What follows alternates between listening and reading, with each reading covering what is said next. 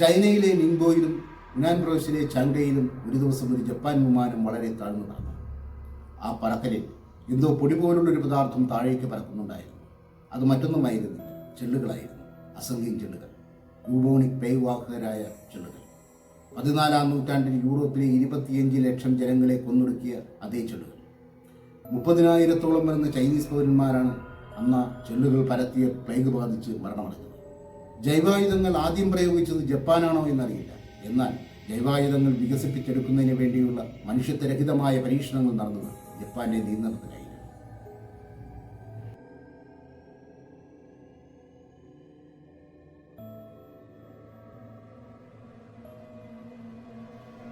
യുദ്ധാവശ്യങ്ങൾക്ക് വേണ്ടി വികസിപ്പിച്ചെടുത്ത ജൈവായുധങ്ങൾ പരീക്ഷിക്കുന്നതിനിടയിലാണ് 30,000-ഓളം വരുന്ന ചൈനീസ് പൗരന്മാരെ ജപ്പാൻ നിഷ്കരണം ചെയ്തത്.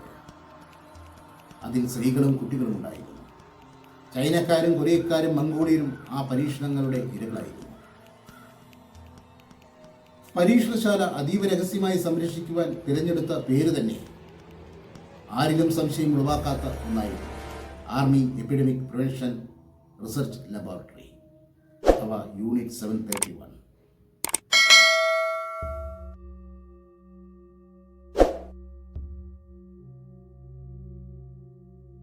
യൂണിറ്റ് 731 6 ചതുരശ്ര കിലോമീറ്ററിൽ 180ഓളം കെട്ടിടങ്ങൾ നിറഞ്ഞ അതിബൃഹത്തായ നിർമ്മിതിയായിരുന്നു. ഒരു ഈച്ചയ്ക്ക് പോലും അകത്തേക്കോ പുറത്തേക്കോ അനുവാദം കൂടാതെ കടക്കുവാൻ കഴിയാത്ത വിധം ശക്തമായ കാവലുണ്ടായിരുന്നു.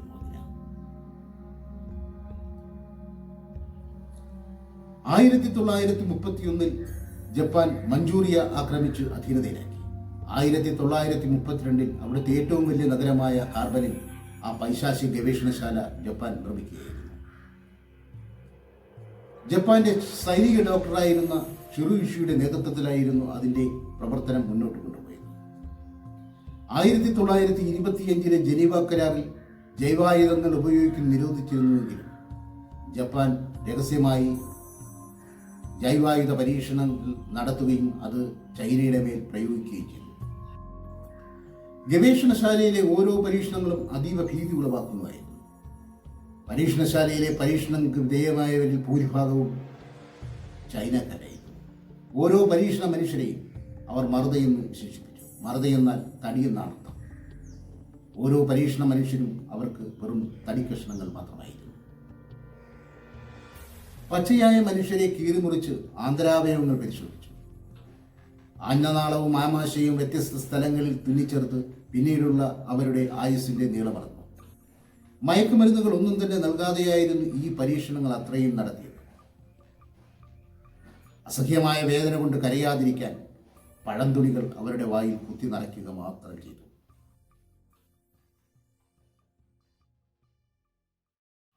ഒരു ഗവേഷകന് തലച്ചോറിനെ കുറിച്ചാണ് പഠിക്കുവാൻ തോന്നുന്നതെങ്കിൽ ഒരു തടവ് പുള്ളിയെ കൊണ്ടുവരും. അയാളുടെ ശിരസ് കോടാലിക്ക് വെട്ടി വേർപെടുത്തും. പരീക്ഷണശാലയിലേക്ക് കൊണ്ടുവരുന്ന ശിരസ് പൊട്ടിച്ച് അതിനുള്ളിലെ മസ്തിഷ്കത്തെക്കുറിച്ച് അവർ പഠിക്കും. ഒരു മനുഷ്യൻ രക്തം വാർന്നുപോയി എത്ര സമയത്തിനുള്ളിൽ മരിക്കുമെന്നും അവർ പരീക്ഷിച്ച് പഠിച്ചു. കയ്യോ കാലോ മുറിച്ചു മാറ്റി രക്തം വാർന്നുപോയുള്ള മനുഷ്യന്റെ മരണത്തിലേക്കുള്ള ദൂരം അവർ കൃത്യതയോടുകൂടി അളന്ന് തിട്ടപ്പെടുത്തി. തടവ് പുള്ളികളിൽ ഗുണേറിയ സിഫിലിസം പോലെയുള്ള ലൈംഗിക രോഗങ്ങൾ കുത്തിവെച്ച് രോഗികളാക്കി. രോഗികളല്ലാത്ത മറ്റ് തടവ് പുള്ളികളെ കൊണ്ട് നിർബന്ധിതമായി ലൈംഗിക വീഴ്ച നടത്തിച്ചു.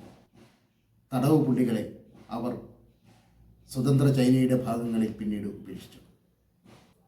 ക്ഷയവും ആന്ത്രാക്സും പ്ലേഗും പോലുള്ള പകർച്ചവ്യാധികൾ പരത്തുന്ന രോഗാണുക്കളെ യൂണിറ്റ് 731 പരീക്ഷണശാലകളിൽ വളർത്തി ശത്രുരാജ്യങ്ങളിൽ പ്രയോഗിക്കുവാൻ തയ്യാറാക്കി വെച്ചിരുന്നു. നിലവിൽ ഉപയോഗിച്ചിരുന്ന ആയുധങ്ങളുടെ പ്രഹരശേഷി പോലും അവർ തടവ് പുള്ളികളിൽ പരീക്ഷിച്ചിരുന്നു. തോക്കിൽ നിന്നുതിരുന്ന വെടിയുണ്ട നിരന്നു നിൽക്കുന്ന എത്ര ആളുകളെ തുളച്ച് മുന്നോട്ട് പോകുന്നുവെന്ന് അവർ പരീക്ഷിച്ചു കണ്ടെത്തി. യൂണിറ്റ് 731 മതിൽക്കെട്ടിനുള്ളിൽപ്പെട്ട ലക്ഷക്കണക്കിന് യുദ്ധത്തടവുകാരിൽ ആരും തന്നെ ജീവനോടെ വെളിയിൽ വന്നില്ല. 2ാം ലോക മഹായുദ്ധം അവസാനിച്ചതോടെ യൂണിറ്റ് 731 സമാന ഗവേഷണശാലകളും ജപ്പാൻ നശിപ്പിച്ചു കളഞ്ഞു.